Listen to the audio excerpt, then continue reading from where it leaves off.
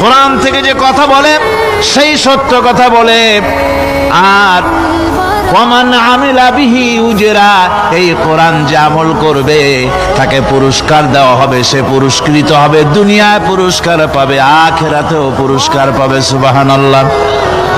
ওয়ামান হাকামা বিহি আদালা, আর কোরআন থেকে যে বিচার ফয়সালা করবে সেই কেবলমাত্র সঠিক সুষ্ঠু বিচার কায়েম করবে, সোশ্যাল জাস্টিস সেই করতে পারবে, সুবিচার জাস্টিস কায়েম সেই করতে পারবে।